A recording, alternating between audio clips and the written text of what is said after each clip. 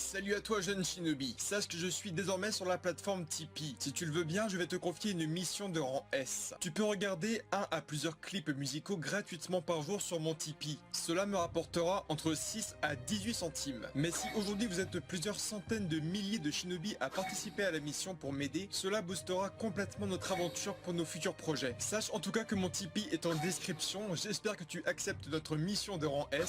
Je compte sur toi. Et bonne vidéo, à bientôt. Hey donc salut à toutes et à tous les amis, c'est donc Darkose et on va enfin parler un peu de Mirai Sarutobi et donc l'adaptation de son roman. Et donc on a ici 3 épisodes consacrés à la fille de Asuma Sarutobi et de Kurenai. Et que donnent ces 3 épisodes? Et donc, par ce biais, est-ce que ces 3 épisodes sont fidèles au roman? Pour une information toute bête, ce fameux roman se situe entre la fin de Naruto Shippuden et le début de Boruto. Donc c'est plutôt difficile. Pour ma part par exemple, l'adaptation du roman de Mirai Sarutobi est beaucoup, mais alors beaucoup trop tardive. Alors je me répète mais c'est important, mais on parle aujourd'hui et uniquement du roman de Mirai Sarutobi. Pourtant on a passé les 100 épisodes mais largement, on est au 107 si je me trompe pas.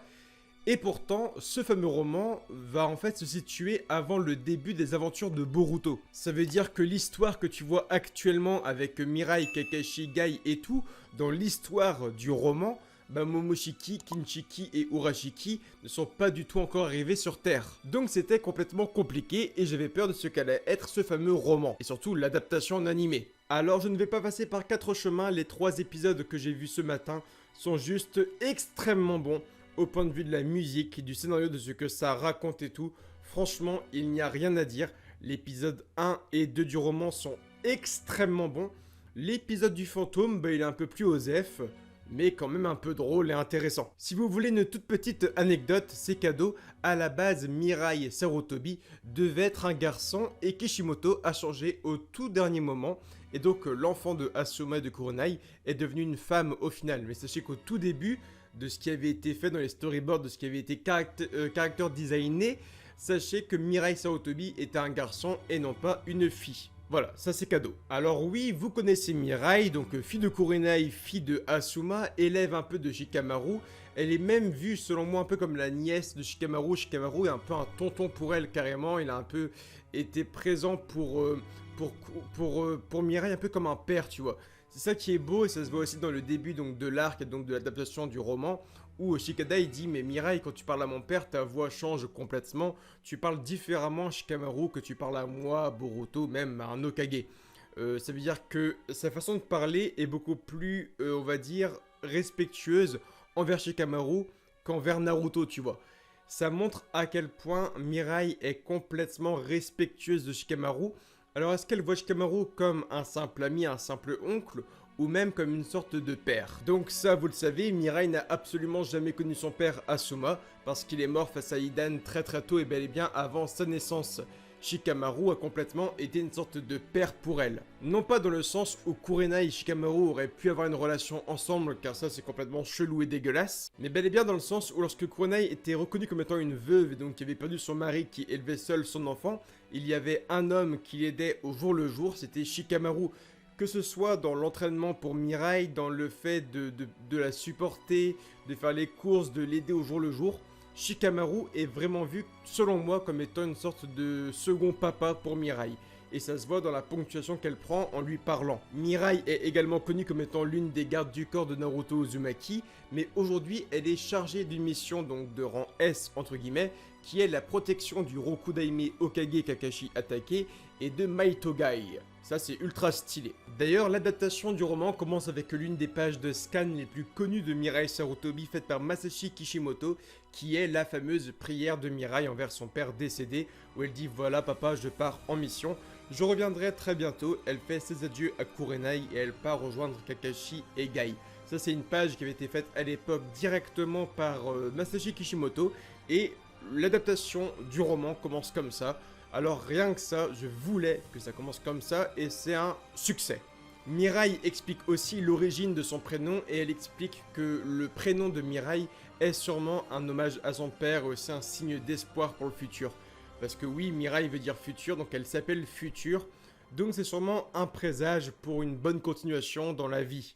C'est plutôt très joli. On apprend également que Shikamaru a posé une devinette à Mirai il y a maintenant plusieurs mois, une devinette qui est énormément connue du monde de Naruto et Boruto, qui est le roi que les shinobi doivent défendre, et on parle bel et bien donc du shogi. Vous avez également la réponse, on l'a connu avec Asuma, Shikamaru, le père de Shikamaru, on a vraiment connu tout ça, c'est un très très beau message, et on sait que l'arc se finira avec la réponse que Mirai va avoir de tout ça.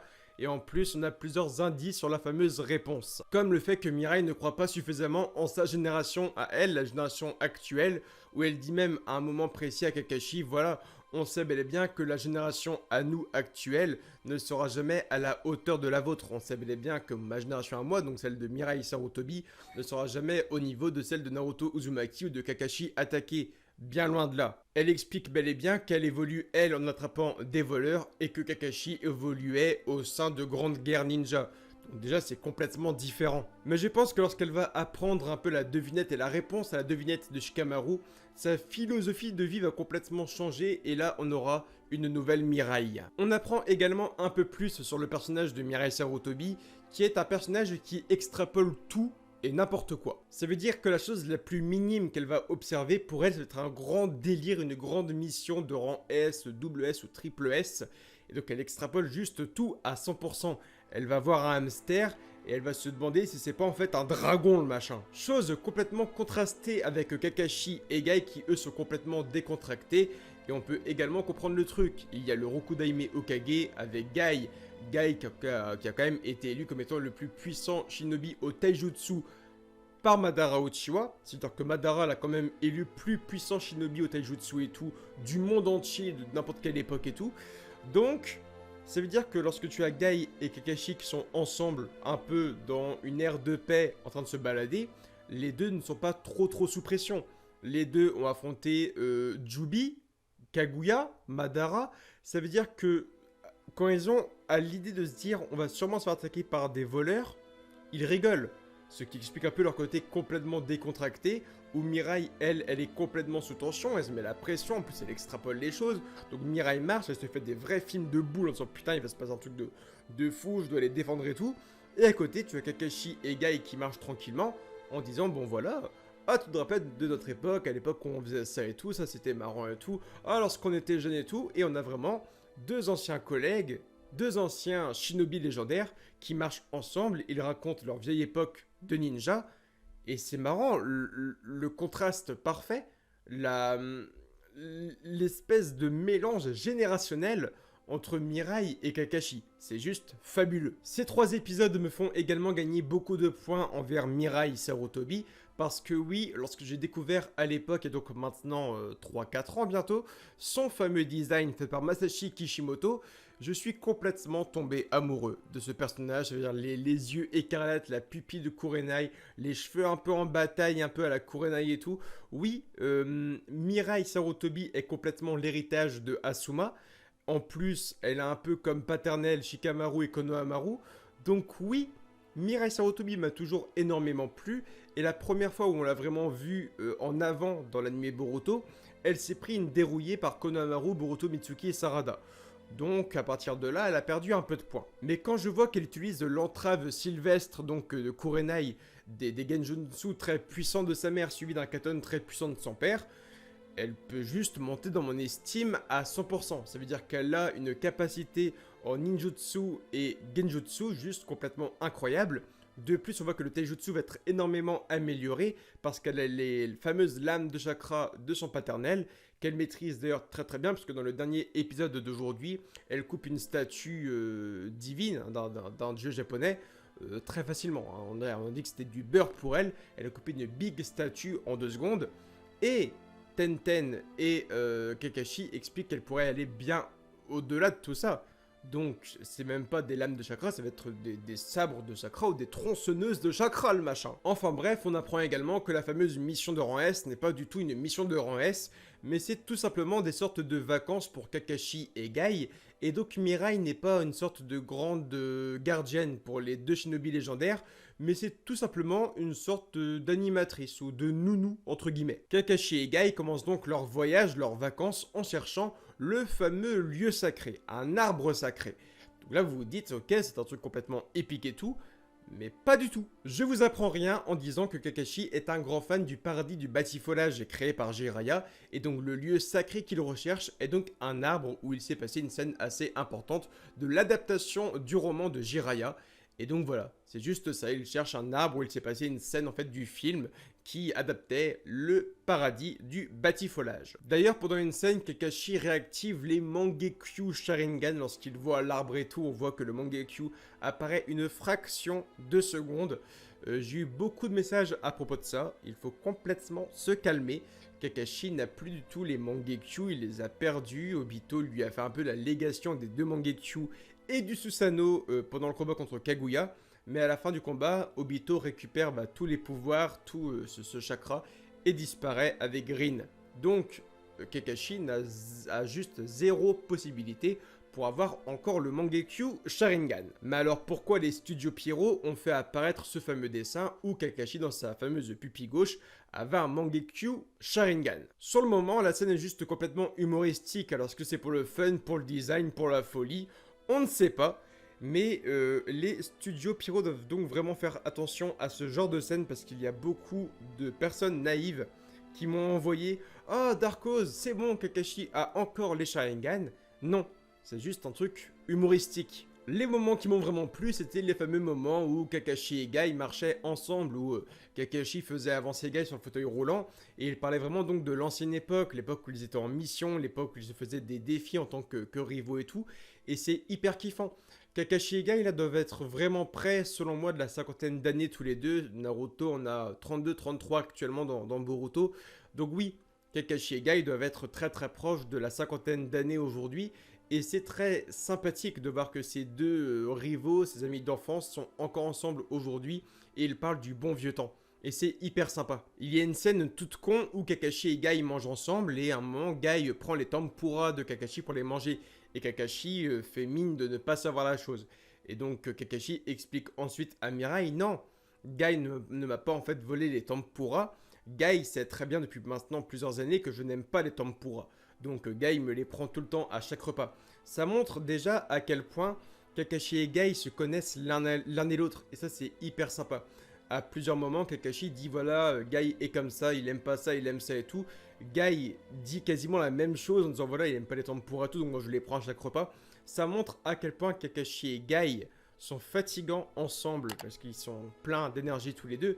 Mais ça montre à quel point les deux se connaissent, mais genre à 1000%, et c'est juste hyper beau. Par contre, lorsqu'ils sont un peu infiltrés dans le village, et que Guy dit ne l'appelle pas Rokudaime Hokage, n'appelle pas Kakashi Rokudaime, parce qu'on ne doit pas savoir que l'Hokage est en ville actuellement, c'est des vacances et tout, donc on avance tranquillement. Ne va pas me faire rire, mais vraiment, cette scène est juste complètement con.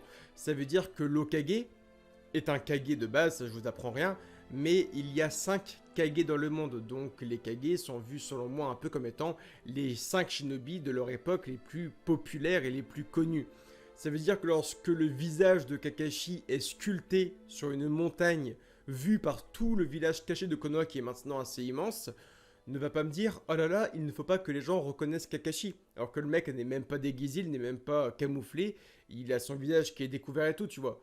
C'est juste complètement stupide. Il ne faut pas que Kakashi se fasse voir, observer et reconnaître alors que son visage est sculpté partout, qu'il a été l'un des Hokage les plus connus du monde entier à une époque, et surtout qu'avant même d'être Hokage, Kakashi était énormément connu de base.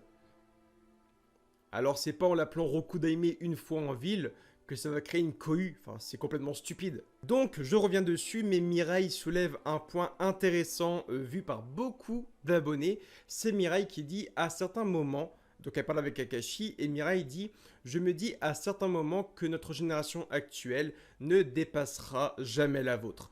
Donc ça c'est un débat de tous les gens de Boruto, les fans de Boruto et Naruto qui disent « Oh Boruto ne se passera jamais Naruto et tout », mais voilà c'est complètement différent. Ça sert à rien de différencier Naruto et Boruto et les autres personnages parce que oui, il y a un truc qui est sûr et Mirai l'explique. La génération du Mirai déjà qui est plus âgée que celle de Boruto a été élevée, a été entraînée à attraper des chats, des voleurs et à faire des courses.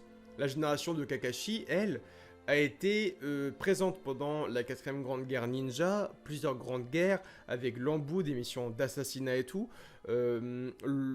Kakashi a dû tuer Rin pour l'avenir de son village. Il a vu son meilleur ami mourir, entre guillemets. Voilà, c'est deux générations complètement différentes. Et en créant la paix dans le monde de Shinobi, oui, ça rend les futurs Shinobi, la nouvelle génération, beaucoup plus faibles. Parce qu'ils n'ont plus des missions aussi importantes et expérimentées qu'à l'époque. Ça, c'est juste complètement normal. En tout cas, on verra avec le temps, mais sachez que, bon, pour ceux qui lisent le manga, je vais pas trop spoiler tout pour ceux qui lisent et regardent uniquement l'animé, mais pour ceux qui lisent le manga, vous savez de quoi je parle, ce qui va arriver prochainement dans Boruto sera bien plus violent que la 4ème grande guerre ninja. Je parle donc de Kara et de Otsutsuki, j'en dis pas plus. Donc on développe des choses, on montre des choses intéressantes, des choses poignantes et tout, et là on arrive au pays des sources chaudes, et donc le village caché de Yu. Et donc le village caché de là où a grandi et où est né Hidan, de l'Akatsuki, homme ayant tué Asuma Sarutobi.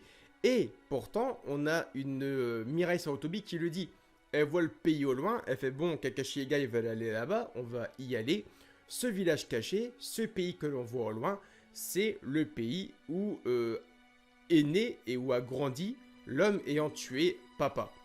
Donc l'épisode s'arrêtait là, et je me suis dit, putain, ça va être hyper intéressant, parce que Mirai va être au sein du village, ayant fait naître l'homme qui a tué son père. Donc il y aura un peu de tension, peut-être qu'on allait en apprendre un peu plus sur Hidan, sa vie, je sais pas, on a peut-être vu un clan, une famille semblable à Hidan, un peu entendre encore parler de la religion de Yashin, pourquoi pas. Mais rien du tout, et c'est le seul point négatif vraiment des 3 épisodes. Et donc on arrive au fameux village en question, et là-bas on a un festival des chiens et des chats, et c'est un gros conflit en fait. Donc on a un peu d'histoire et tout sur ce fameux village, comme quoi voilà, ce village était donc complètement désert à l'époque. Il y a un chien qui a alerté un peu un homme qui passait par là, il lui a demandé de creuser, l'homme a creusé, donc il a découvert en fait un geyser d'eau thermale. Et donc il a ouvert le premier bain public du pays, qui était le bain du chien. Sauf qu'il s'est passé, d'après la légende, la même chose avec un chat. Et donc il y a eu le fameux premier bain du chat, dans le même village, un peu la même contrée. Donc là, c'est un peu une grande dispute pendant maintenant plusieurs siècles, où il y a eu plein de bains chiens et plein de bains chats. Et maintenant, plusieurs villageois se retrouvent en se disputant sur qui est le meilleur animal, entre le chien et le chat. Qui a le meilleur bain? Est-ce que c'est le bain chien ou est-ce que c'est le bain chat? Donc on apprend même qu'il y a plusieurs shinobi du monde entier qui viennent de ce fameux festival du chien et du chat pour un peu voir qui est le meilleur. On voit qu'il y a des shinobi de Suna et tout, enfin c'est vraiment n'importe quoi. Et on a le leader de l'équipe chien, le légendaire shinobi dresseur de chiens Kiba Inuzuka, qui est également le plus grand enquêteur de la police de Konoha. Incroyable. Ça veut dire que Kiba, je trouvais qu'il était complètement mort depuis déjà Naruto Shippuden parce qu'il a juste absolument rien fait. Mais là on voit qu'il a une certaine réputation le Kiba dans Boruto. Vraiment tout le monde le reconnaît, tout le monde reconnaît Kiba, dès qu'il arrive et tout, ils font waouh, regardez, c'est Kiba Inuzuka, le plus grand dresseur de chiens et tout, c'est le shinobi légendaire et tout. Ça me fait tousser putain. Il y a même une meuf qui voit Kiba et elle dit c'est le shinobi du clan Inuzuka. Il n'y a jamais eu un shinobi du clan Inuzuka qui est passé aussi proche du rôle d'Okage. Sur tout le clan Inuzuka, personne n'a convoité le titre d'Okage et personne n'était aussi proche du titre d'Okage que Kiba. Donc on apprend que depuis que le clan Inuzuka a été créé, Kiba est le mec qui a été le plus proche de devenir Hokage. Vraiment, il a une réputation de fou. Mais ça veut dire que Kiba s'est fait reconnaître par tout le monde, mais vraiment tout le monde, 100% du public a reconnu Kiba. Et tu as Kakashi attaqué qui est dans le public et personne le reconnaît. Et il en va de même pour Gai, hein, parce que Gai il a quand même foutu un Yagai à Madara. Gai a quand même failli tuer Madara qui avait absorbé Jubi. Et personne ne reconnaît Gai et Kakashi. Et tout le monde reconnaît Kiba. Le foutage de gueule quoi. Donc on a Kiba le leader des chiens et Tamaki la leaduse des chats. Ça c'est hyper sympa. Donc le couple va enfin se défier sur qui est le meilleur, les chiens et les chats et tout. C'est hyper cool, on va avoir un petit combat et tout. On a Tamaki qui est enfin développé, on entend enfin la seiyuu de Tamaki. On a le caractère de Tamaki qui est enfin montré parce que Tamaki on la connaît depuis Naruto Shippuden pour information. Et Tamaki, on ne l'a jamais autant entendu parler qu'aujourd'hui, et c'est encore une fois hyper plaisant. Donc pour ceux qui ont oublié, Tamaki avait grandi avec Nekoba, donc Nekoba qui avait fourni Jugo Sugetsu Karin et Sasuke avant d'aller à la mission d'assassinat de Itachi Uchiwa. Donc voilà, Nekoba était un peu la grand-mère chat qui éduquait également Tamaki. Donc cette femme-là, la femme de Kiba, on la connaît depuis maintenant très très longtemps. Enfin bref, vous avez vu l'épisode, Mirai Sarutobi qui prend le briquet de Guy, qui crée Matutu, je sais plus comment il s'appelait, l'espèce de dieu, la troisième divinité du village en Katon, avec le Katon Silex Yagura, un truc du genre. Cette scène-là est juste hyper belle, elle prend le briquet qui est l'objet fétiche de Asuma, l'objet qui a une grande importance aussi dans la légation du pouvoir entre Asuma et Shikamaru, la fameuse clope et tout. Elle prend ce fameux briquet, elle le jette, elle crée Matutu, et tout le monde est complètement paralysé, regarde ça et tout, elle fait voilà, je suis la divinité du chat et du chien et tout. Elle crée la paix à elle seule, elle a créé même un personnage hyper stylé. Et les gars, on va pas se mentir, on voudrait toutes et tous voir Matutu en combat avec Mirai, parce que là, elle a fait apparaître un espèce de Susanoo de feu, vraiment assez sympa. Juste pour parler aux gens en fait, donc un peu pour leur faire pression et pour leur parler et tout, et les calmer. Mais on aimerait tellement que Mirai refasse cette technique pour se battre, ce serait tellement stylé parce qu'elle a quand même créé un chat-chien géant de feu quoi. Ultra classe. Et le troisième épisode est donc complètement dédié à un petit délire qui est un peu moins ouf, avec Tentei qui est déjà dedans, donc Tentei qui est très lourde tout le long de l'épisode. Guy qui voit un fantôme, en fait, bon, il veut bel et bien un samouraï. En plus, il quitte le truc en enlevant les runes qui empêchent les fantômes. Donc Mirai les arrache, donc il y a un fantôme qui revient hanter le truc et tout. Et tout le monde se barre en laissant cette auberge avec un samouraï et tout qui va les hanter et tout. Donc c'est cool, on découvre juste un personnage assez sympathique pour la suite. Alors, elle s'appelle Tatsumi, donc c'est une jeune femme, une jeune adolescente, une pré-ado, qui voyage dans le monde pour faire un peu toutes les sources thermales, sauf qu'elle n'a pas de sous, elle n'a pas à manger ni rien. Et donc elle a juste perdu sa mère, qui était une femme qui est morte d'une grande maladie, et qui voulait un peu visiter et profiter de toutes les sources thermales du monde, entre guillemets. Et donc voilà, ça parle un peu de ça, cette jeune femme qui voyage à travers le monde pour que sa mère puisse mourir et se reposer en paix, entre guillemets, partir dans l'au-delà, en ayant le cœur léger. Donc c'est un beau message, mais le troisième épisode était complètement inutile. Maintenant, parlons un peu donc de ces fameux 3 épisodes et ce que ça a apporté. Ça a apporté une plus grande connaissance sur le personnage de Mirai Sarutobi, mais vraiment. On connaît beaucoup mieux ce personnage, sa mentalité, ses techniques, son potentiel, et vraiment ce qu'elle a dans le cœur. L'absence de son père, vouloir beaucoup mieux la connaître, on a beaucoup de sentiments aussi lorsque Kakashi parle de Asuma, où il fait Mirai, tu ressembles beaucoup à ton père. Tu ressembles beaucoup à ton père, tu as la même mentalité, encore une fois aujourd'hui, tu as utilisé le briquet qui était son objet fétiche, tu as fusionné à la perfection le Katon et le Genjutsu de ta mère. Franchement, tu tiens de ton père, tu tiens de ta mère. Même si tu n'as pas connu ton père, il est dans notre cœur à toutes et à tous. L'épisode est juste hyper touchant, on a de la sympathie pour Kakashi et Guy, on les voit parler de leur jeune âge de guerrier, de shinobi et tout, parce que oui, Kakashi est maintenant complètement en retraite, ça il avait expliqué à maintenant plusieurs épisodes lorsqu'il avait légué son rôle de Rokudaime à Naruto. Mais voilà, Kakashi est maintenant en retraite, il ne fera plus jamais de mission selon moi, à moins qu'il s'infiltre et tout. Mais voilà, c'est hyper intéressant. C'est hyper intéressant de voir Guy Kakashi, voilà, qui voyagent dans le monde maintenant, parlant de leur folle jeunesse et tout. On a toujours leurs conneries débordantes, donc ils nous font rigoler, ils sont badass, ils sont sympas, ils sont nostalgiques. Ils voyagent avec la nouvelle génération, celle quand même de Mirai Sarutobi, qui est un personnage que je voulais voir en avant. Donc oui, ces épisodes sont très très cool. La direction artistique et musicale des 3 épisodes est juste parfaite. Je n'ai jamais vu vraiment, depuis le début de Boruto, des musiques aussi bien mises. Ça veut dire que même dans le combat Momoshiki, Naruto, Sasuke, il y avait des musiques qui étaient un peu... Enfin, ce serait pas ce que j'aurais mis personnellement, mais là, franchement, j'ai rien à dire. Les musiques qui ont été placées et tout, c'était franchement des musiques qu'il fallait mettre. Il n'y avait pas d'autre choix, il n'y avait pas meilleur choix. Donc l'équipe artistique, musicale de ces 3 épisodes, c'est juste parfait. Les dessins sont beaux, l'animation est belle, il y a des bons bruitages. Franchement, les 3 épisodes sont de très très bonne qualité. Mais franchement, il n'y a rien à dire. Mirai a donc un potentiel juste énorme, mais vraiment un potentiel mais fabuleux. J'ai juste hâte de l'avoir maintenant un peu en avant. On voit aussi qu'elle explique à Shikadai, voilà, un jour c'est moi qui t'entraînera et tout. Donc on ne sait pas trop comment ça pourrait arriver, mais ça peut arriver. Ça peut arriver. Asuma qui entraîne Shikamaru, qui entraîne Mirai, qui entraîne Shikadai, tu vois, c'est une espèce de légation de pouvoir entre deux sensei élèves et leur enfant. C'est un très très beau schéma. Mais comment, et dans la logique, Mirai pourrait entraîner Shikadai qui lui-même a donc déjà une sensei qui est Moegi.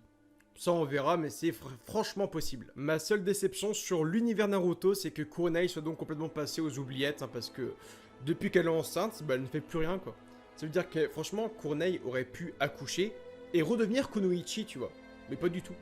Bah, l'exemple de la mère, je sais pas, de Kiba par exemple. La mère de Kiba, elle a enfanté de Kiba, et elle est redevenue Kunoichi après, tu vois. Elle a reparticipé aux guerres ninja, et elle est même puissante comme Kunoichi. Kurenai, elle a accouché, bah c'est bon, elle fait plus rien quoi. C'est décevant, parce que Kurenai, elle a quand même affronté Itachi à une époque, et j'aurais aimé voir Kurenai partir, pourquoi pas en mission avec sa fille. Franchement, ça peut être cool. Kurenai et Mirai qui partent ensemble en mission, et Kurenai parle un peu de sa romance avec Asuma, et là, elle aurait pu en apprendre plus sur son père, grâce à sa mère. Ça aurait été très très joli. En plus, on aurait pu revoir Kurenai au combat et tout, chose qu'on n'a pas vu depuis son combat face à Itachi, je crois. En tout cas, les 3 épisodes sont ultra sympas. J'ai hâte de voir la suite maintenant. Donc bon, on a Shuji qui arrive encore semaine prochaine. Shuji, je l'aime pas trop dans Boruto. Autant à la fin de Shippuden et tout, il était badass et tout. Surtout à la fin de Naruto, de simple, Naruto basique, où il était ultra sympa, Shuji. Mais dans Boruto, je le trouve très lassant. C'est juste devenu un mec qui veut bouffer, quoi. Il a plus rien. De toute façon, le couple Shuji-Karui, je comprends pas de base. Donc, on verra par la suite. Mais voilà. Semaine prochaine, on a eu Tente qui est venu parler avec Mirai. Et là, on a Shuji qui va parler avec Mirai. Donc, on verra tout ce que cela va apporter aussi. Je vous dis à très bientôt pour de nouvelles vidéos. Et datebasa!